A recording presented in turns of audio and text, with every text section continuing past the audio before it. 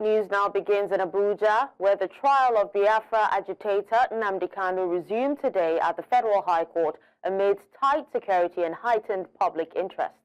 Now, at the last hearing, Justice James Omotosho adjourned proceedings after ruling that the prosecution failed to prove that Kanu's alleged confessional statement was obtained through proper legal procedures during a trial within trial. Now, the court also barred Kanu's sister-in-law, Favor Kanu, from future attendance and issued a warning against real-time online reporting of courtroom activities. At today's hearing, the prosecution is expected to call additional witnesses to support terrorism-related charges brought against the detained IPOB leader who has been in custody since June 2021. Security remains heavily reinforced around the court premises to prevent any disruptions or potential unrest. News Central's Joshua Marai joins us to give an update. Joshua, can you tell us what transpired in court today? Well, good afternoon to you, Dashun. I am live at the Federal High Court in Abuja. And upon commencement of proceedings today at the Federal High Court before Justice James Omotosho, the prosecuting counsel brought forth the fourth prosecution witness. That's the person who named Triple D. And Triple D says he's a BSS agent with the BSS for over 25 years, and he's stationed in the southeastern part of Nigeria.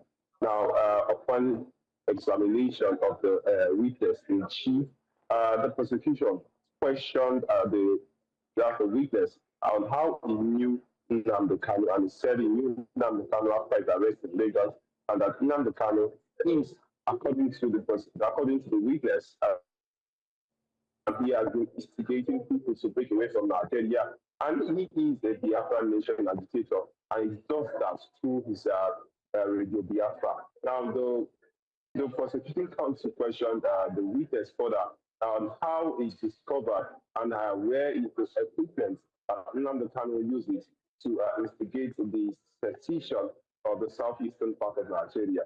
And he further testified that he, as an officer and an agent,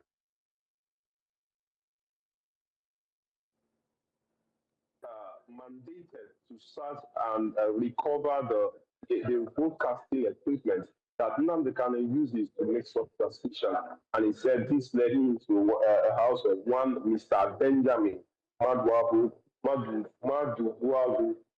who lives in Iburizor.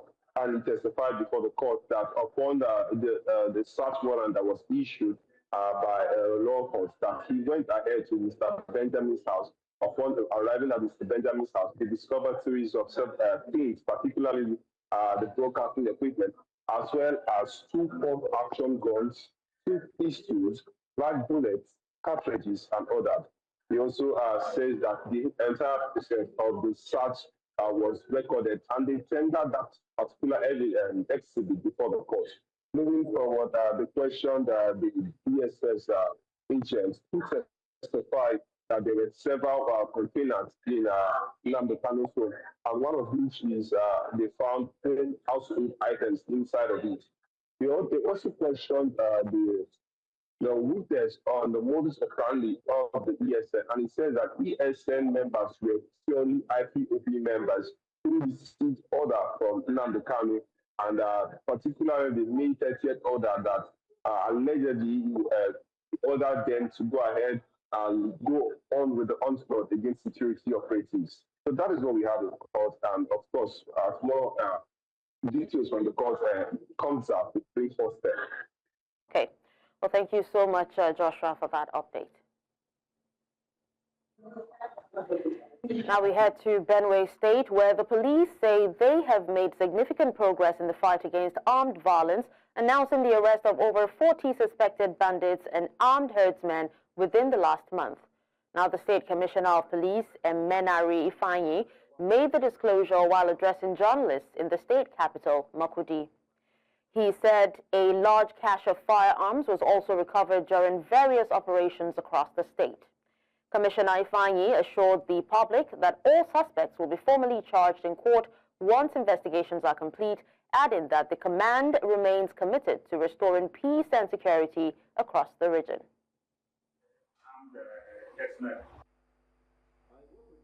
Talking about the total number of suspects, in the past 1 month, we have arrested 42 bandits, including the local bandits and the armed headsmen. Most of them have been charged with us.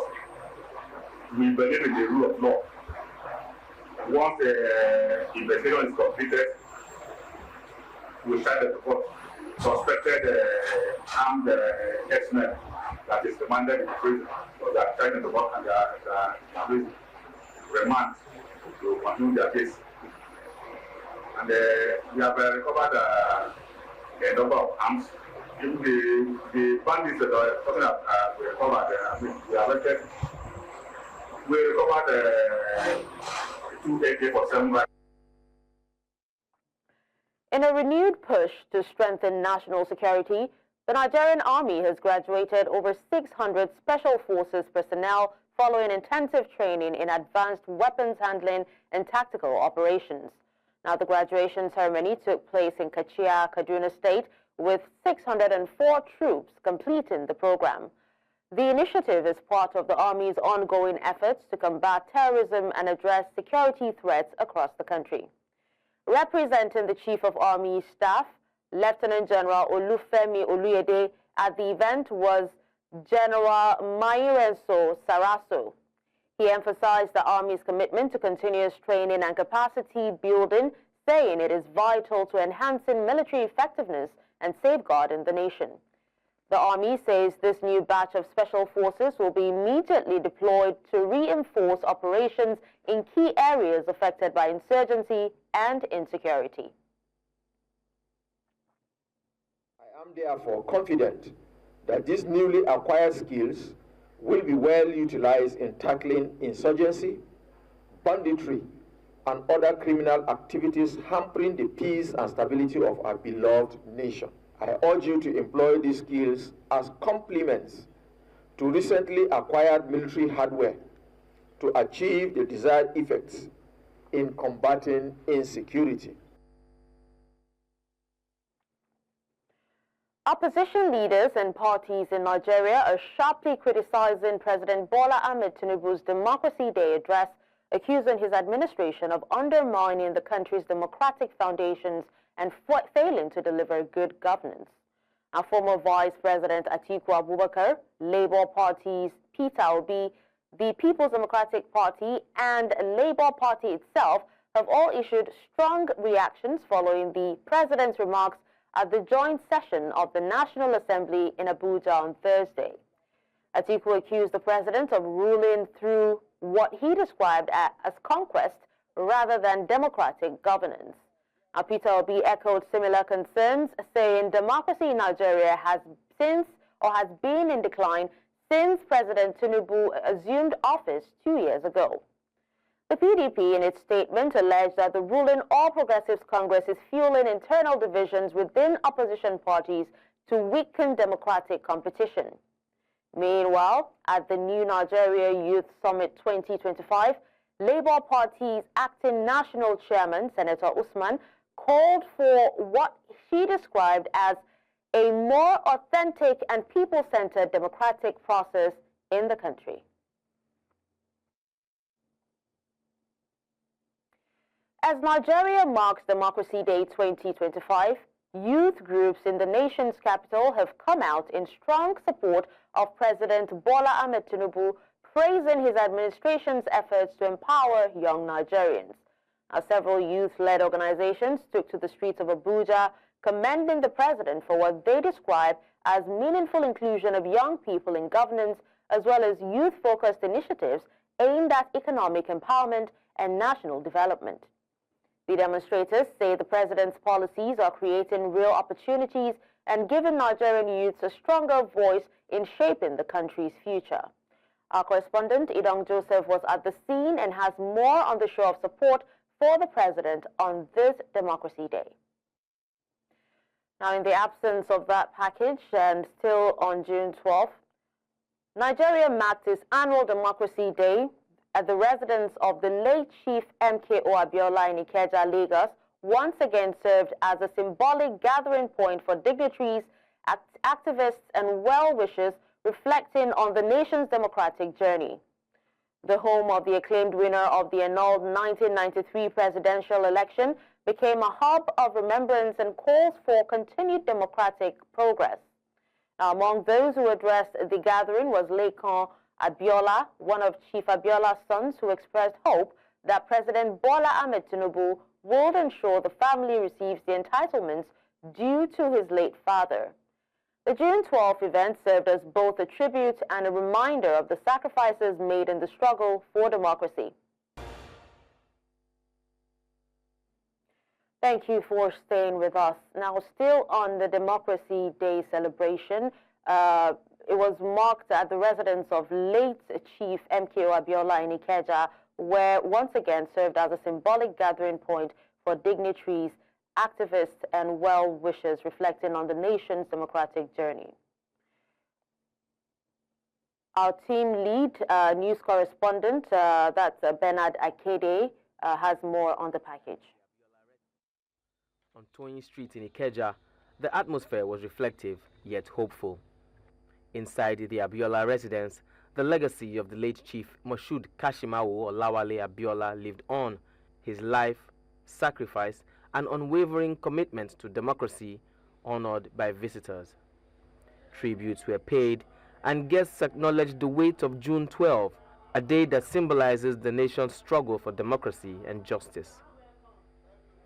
It's a day that reflected the dream of what we want Nigerian to be. It's a day of unity, it's a day of peace, it's a day that everybody came out together to come and vote for an individual and that cuts across all divides of tribe and religion, one thing that we are still battling with in this country. He believed that he needed to serve the masses, and he demonstrated it. That was why people voted for him. They believe in his campaign slogans. They believe in his mantra. They believe in everything. Hope 93 and farewell to poverty.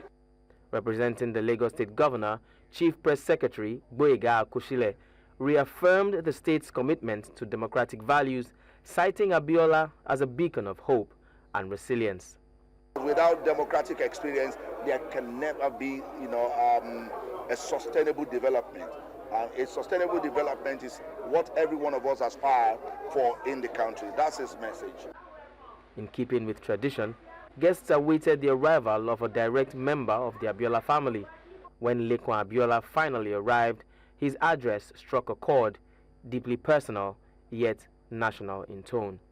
One of the reasons why he built his house here, and they asked him, why didn't you go and build your house in VI or Ikoyi? And he said that he built it in Ikeja so that people could easily come and see him. That would be difficult for people to be going to VI or Ikoyi to go and see him. Lekan Abiola also spoke on the state of the family's estate, describing the challenges the family continues to face while reaffirming his father's commitment to Nigeria's unity and freedom. For the apology to mean something, maybe the federal government needs to pay back what they owe our family financially. And apart from that, even to give the family some of the benefits of a former president of Nigeria. There's definitely a clear dispute because one branch of the family has hijacked everything. And we have made it clear to them that it cannot continue, that we cannot, no, it's not going to happen.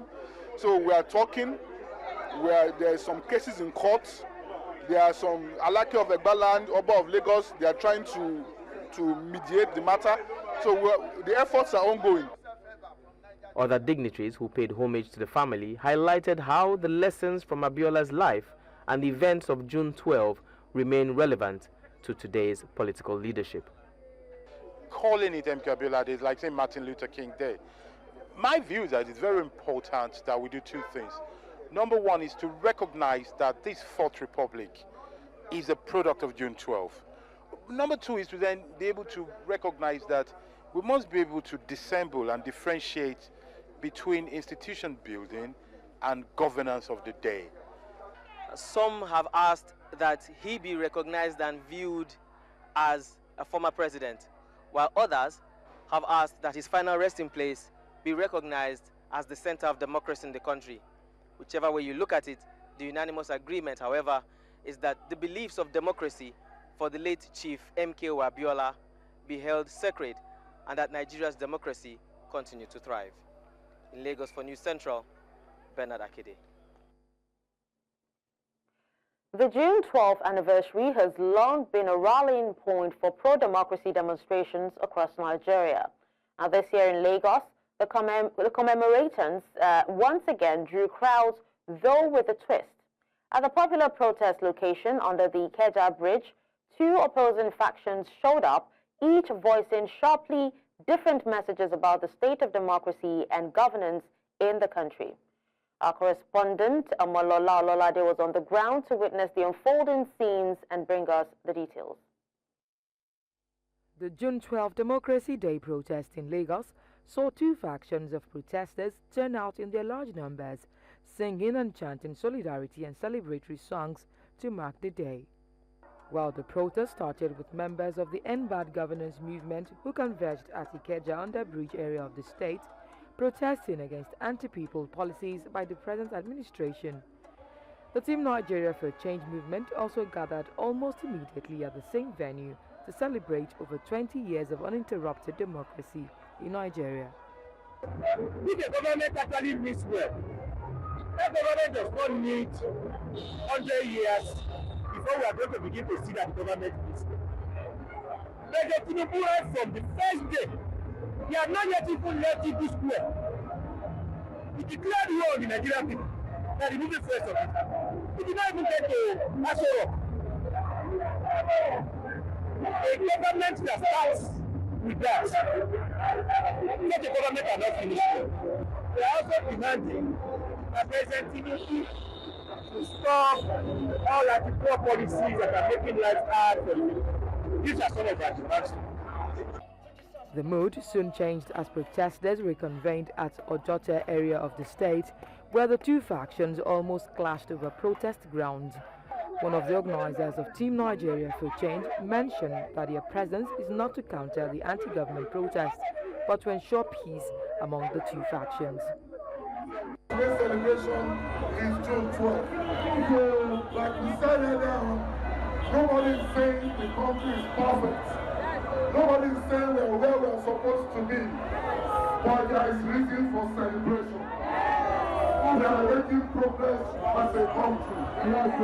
While we are celebrating, some people also have their own right to say they are not celebrating, and they want to protest.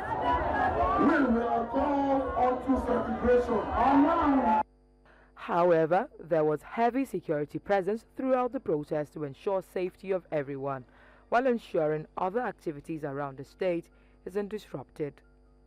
We are going to proceed with them from here to extend them and ensure that everything is safe till we get to get the California Minerals because that is where we are free. Because if you look at where we are, there are a lot of commercial activities and private individuals and other well-meaning Nigerians that will need access to their facility. And there are quite a lot of people that are actually moving on the road to celebrate. So where your right stop is where another person's right begin. While Ikeja and Ojota witnessed heavy traffic earlier in the day due to the protest, there was relative calm in other parts of the state. In Lagos for News Central, Omolola Ololade. In his Democracy Day message on Thursday, Edo State Governor Senator Monday Okpebholo has called on Nigerians to reflect on the meaning of June 12th and recommit to the ideals of democracy, justice, and national unity. The governor paid tribute to the late Chief MKO Abiola and others who fought for democratic freedom, describing the June 12, 1993 election as a turning point in Nigeria's democratic journey. Governor Okpebholo also used the occasion to reaffirm his administration's commitment to people-centered governance. He highlighted the SHINE agenda, which focuses on improving security, healthcare, education, and infrastructure across Edo State. As the nation marks Democracy Day, the governor urged citizens to uphold the values of unity and collective progress. June 12 reminds us that democracy is not just a system of government. It is a call to justice, unity, and purpose. I want to commend a true hero of our time, President Bola Ahmed Tinubu. His leadership is rooted in sacrifice and long-term thinking. For that, the same courage that defined Chief M.K. Abiola, despite the odds against him, Abiola stood for the people, for democracy, and for Nigerians, where hope will thrive. It is from this legacy that President Tinubu draws the vision of renewed hope agenda for Nigerians. Today, we in Edo State, we are benefiting, we are proud to key into the new hope agenda of Mr. President. Today, we now have true democracy in Edo State. We now have a governor who has a listening ear. We now have a governor who is performing. We now have a governor who respects the Constitution of the Federal Republic of Nigeria. We now have a governor who understands separation of powers.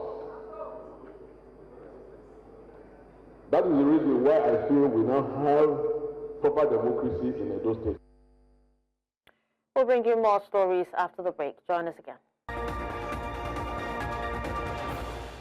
Welcome back and thank you for staying with us. Now, a coalition of political actors under the African Democratic Congress, ADC, converged in Lagos on Thursday for a strategic meeting focused on building alliances and promoting credible leadership in Nigeria.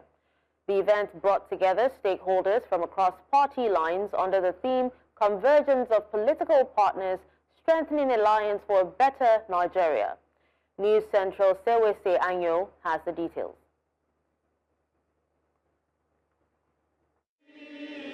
The African Democratic Congress, ADC, says the time has come for realignment among political forces committed to a better Nigeria. We have a faulty selection system in Nigeria. At its convergence meeting in Lagos, party leaders, supporters, and coalition members discussed ways to foster unity, equal rights, and credible leadership across all levels of governance. This is a convergence of the partners, political partners, in the formation of a coalition to become a credible alternative and an effective opposition with the intention of forming a future government of Nigeria in the next election. We are here as aspirants from former political parties to come and express ourselves in a party that is more democratic. The group also encouraged Nigerians, particularly young people, to register and vote in large numbers in upcoming elections, saying participation is key to national transformation. We have to create a strategy that works. Lagos State has the lowest turnout rate in Nigerian politics. We can actually bring good candidates forward that will actually help the Nigerian masses to have good representation in the House of Assembly or House of Representatives or the Senate. Speakers at the event emphasized the importance of electoral reforms, describing them as essential to building trust and ensuring free and fair elections in Nigeria. It is the party that is sending you an errand to do something for Nigerians. It is not your interest. But if you put your interest above the interest of Nigerians, then we will remove you. Nigerian problem is leadership. And what we are trying to do is to get a formidable leadership, a competent, efficient leader. The only thing you can get through coalition is putting the right peg in the right hole. As Nigeria inches closer to another critical election cycle, the ADC says it is committed to building bridges that promote justice, accountability, and inclusive governance. In Lagos, for News Central, Sewesi Anyo. Now, in Kano State, the government is expressing concern over the impact of the recent cancellation of the annual Sallah Carnival, popularly known as Hawan Sallah. Now, the event, a major cultural and economic highlight in the region, was halted amidst ongoing traditional leadership tensions. As the state counts its economic and social losses, the Commissioner for Local Government and Chieftaincy Affairs, Tajo Uthman, is calling on President Bola Tinubu to intervene, warning that the fallout is beginning to affect development at the grassroots level. The carnival, which draws large crowds and boosts local commerce, has long been seen as a unifying cultural tradition. Its cancellation, according to the state officials, risks further tensions and stalling development efforts. News Central correspondent Emmanuel Bagudu has more on the situation from Kano. Their faces tells it all. No one here seems to be happy with the decision of the federal government to continuously cancel the most revered Salah ceremony in Kano, the annual Salah Durbar.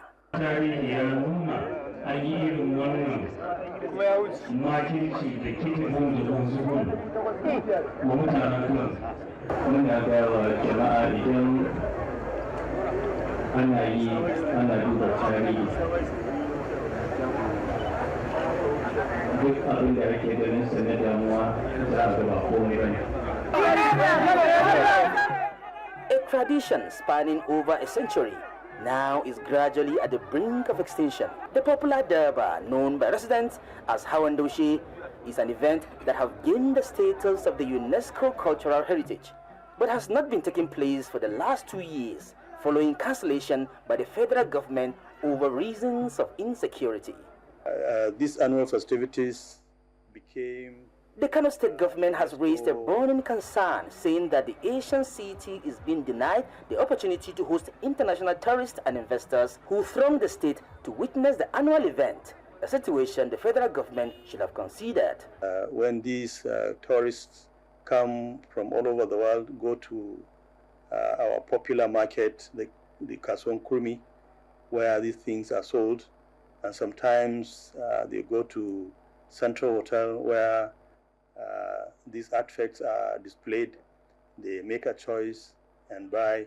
When Prince Edward came to Nigeria to represent his mother then, was taken to Kano and was treated to this august Durbar that happens every year. And he was so perplexed, he was so happy that he kept on referring to the Kano Durbar. While the federal government through security agencies have consistently cited intelligence reports of a possible hijacking of the carnival by hoodlums, the Kano state government is not convinced, as it claims the action is significantly affecting a loss in the state revenue accrued during the ceremony. Well, if you know how budgets are made, you project what you are going to earn internally as internally generated revenue, we call IGR. And also you take account of what you get from the federation account. Since the federal government decided to deny us these revenues that come in, we were trying to start to beg the federal government to start thinking on how to compensate us by giving us some reparations. The Commissioner for Local Government and Chieftaincy Affairs, Tajo Othman, says that there is an urgent need for intervention of the President to end this action. We have 44 local governments, and if on the average Mr. President can be gracious enough to augment each local government to say about 5 billion, that will go a long way. Many residents of the state will be hoping that these requests will be looked into, as President Bola Tinubu has pledged to provide all citizens with the dividends of democracy. In Kano for News Central, Emmanuel Bagudu. Away from Nigeria, tragedy continues to unfold in South Africa's Eastern Cape, where rescue teams have recovered more bodies following days of relentless storms. Now the death toll from the devastating floods has now climbed to at least 78. The powerful winter storm struck Monday, bringing torrential rains and fierce winds to the largely rural province. The flooding caused rivers to overflow, sweeping away homes, many of them makeshift structures, and leaving communities submerged underwater and mud. Among the dead are 6 school children who were in a van that was washed away by flood waters. 4 others from the same vehicle are still missing. Officials say the search for survivors continue. Our Minister of Cooperative Governance and Traditional Affairs, Velekonshini Labisa, briefed reporters on Thursday, calling the situation breathtaking or heartbreaking, I beg your pardon.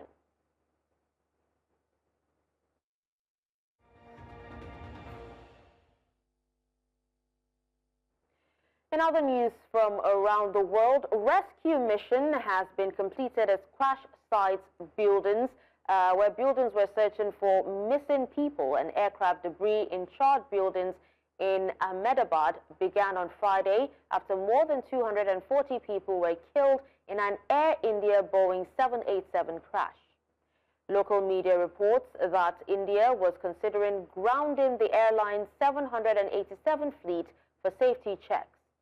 The Boeing 787-8 Dreamliner with 242 people on board was bound for Gatwick Airport south of London, took off over a residential area and disappeared from view before a huge fireball was seen rising into the sky from beyond the houses, CCTV footage showed.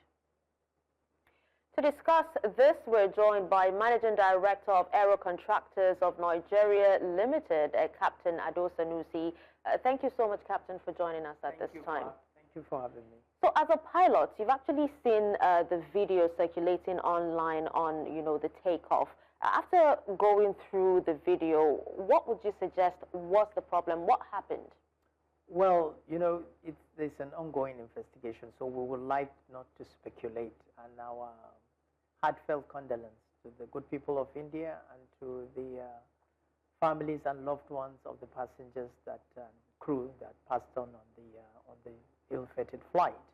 But looking at the footage and the what we've seen on the social media immediately after takeoff, as a pilot, what you see is that the airplane lost lift after takeoff. Now, what causes an airplane to lose lift? That means the wings are not generating enough lift to sustain flight, or the engines are not generating enough thrust to sustain flight. And that caused the airplane to gently go like a controlled flight into the buildings, which then, of course,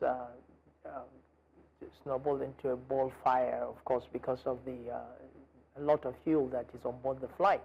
It's a long-distance flight from Ahmedabad to Gatwick, London Gatwick. So as a pilot, there are things that, and it's a clear weather, so it's highly unlikely you will have weather interference to bring the aircraft down. And there has not been reported, well, what the information we are having is that there have not been reported any bad activities, any birds activities around the airport area to suggest there was a bird strike that caused the engines to flame out.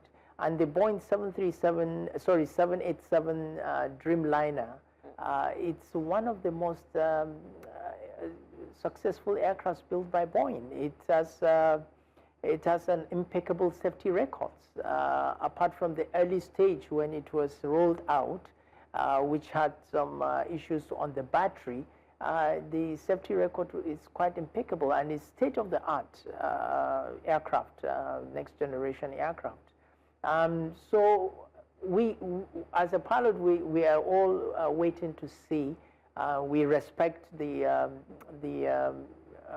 regulators and the investigation and all the collaboration of both the manufacturers and the local regulators and the international bodies that are coming to check and see what exactly happened, and we can learn from that. All right, so speaking of safety, now some analysts actually suggest that the flips were not activated or that certain safety systems might not have been engaged. How critical are these, systems during takeoff? Again, we try not to speculate. But what you see on the video is that the aircraft is configured for takeoff, meaning there is what we call the leading edge and the trailing edge flaps, which is supposed to be extended to augment the lift of the aircraft. From the video footage, you could see probably the flaps are not in that position for takeoff, probably. And again, it's purely speculative, and it's purely what was seen on the footage. So yes, probably the aircraft wasn't configured for takeoff. Yes, they are saying that the aircraft actually took off on not using the full length of the runway. The aircraft was not configured for takeoff. And after takeoff, usually, when you have a positive rate of climb, when you are very sure you are climbing up, you take the gears up. The gears are the tires, so you take it up to reduce the drag so that you can climb fast.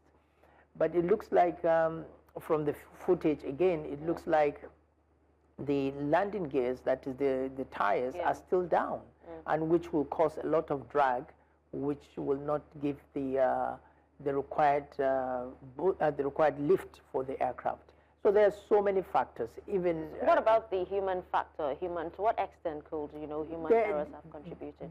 Definitely, there will be human factors. It could be. It depends on what they find. But there could be human factor. There could be human error. There could be so many things. Even if let's say they had a bad fuel, it could happen that the two engines flame out because of bad fuel. It could happen. That's human error.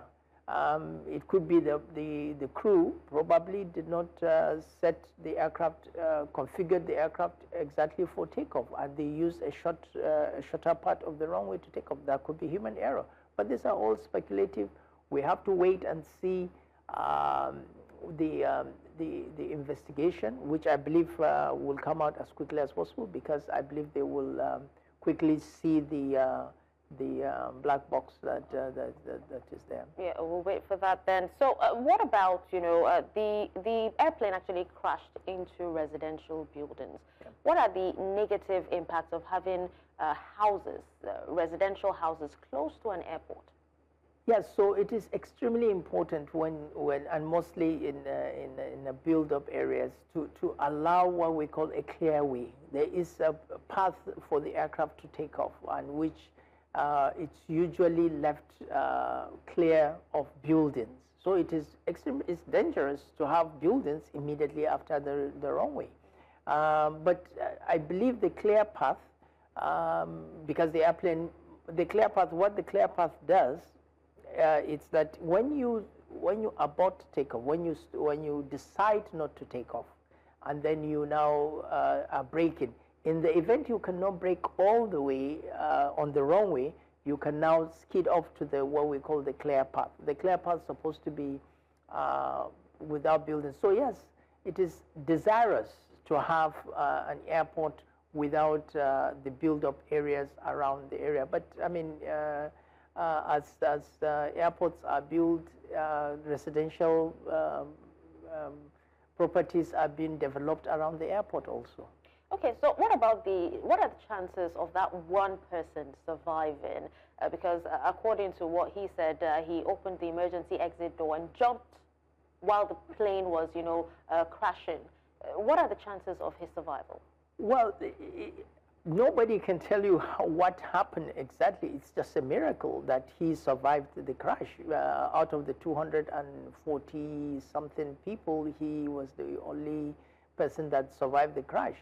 Because remember, the airplane crashed into buildings, and it did not crash land on the runway. It did not crash land on or ditched on the waters, where when you open the exit, you can jump out. This one is crashed into buildings. So something could have broken his fall. There's an impact to the buildings, and so probably he was lucky to walk out of the airplane alive. There are some crashes that you see 1 or 2 people walked out of the crashes alive without any problem. Well, thank you so much for your time and for speaking to us, Captain Ado Sanusi. Thank you very much for having me. I appreciate you for your time. Well, that's all at this hour. But before we go, let's take a look at some of our top stories. We told you that the trial of IPOB leader Nnamdi Kanu for alleged terrorism resumes in Abuja. We also told you that opposition parties slammed President Tinubu's Democracy Day address. Finally, you heard that death toll rises to 78 after devastating floods in South Africa's Eastern Cape. Remember, you may send your eyewitness report to the WhatsApp number on the screen. Do follow us on social media. We are at News Central TV. You can watch News Central live on DSTV channel 422, GoTV channel 23, StarTimes channel 274, Avo TV, and YouTube. Many thanks for watching. I'm Darshan Usman.